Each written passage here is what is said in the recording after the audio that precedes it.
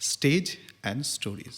নেপথ্যে আছে the video studio আর রক ফিয়েস্টা জ্যাম প্যাড।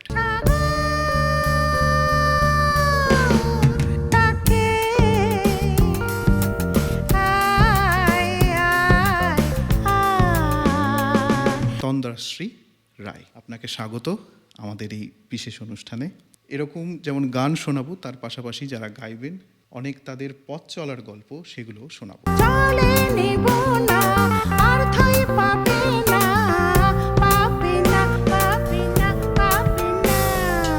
প্রথম কার গান আপনাকে আকর্ষণ করলো, যে মনে হলো যে এই রকম গাইতে হবে আমাকে? একদমই সন্ধ্যা মুখোপাধ্যায়। এর থেকে একটা জিনিস কিন্তু প্রমাণিত, যে বয়স কোনো কিছুরই অন্তরায় হতে পারে না।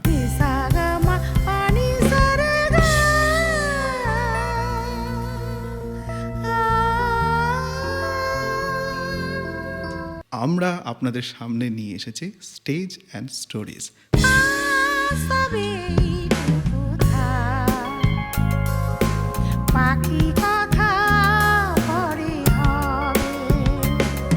আর এই রকমই প্রতিভাতের গল্প আমরা শোনাচ্ছি স্টেজ অ্যান্ড স্টোরিজে। আমাদের এই চ্যানেলটা সাবস্ক্রাইব করতে ভুলবেন না। দেখা হচ্ছে পরের পর্বে।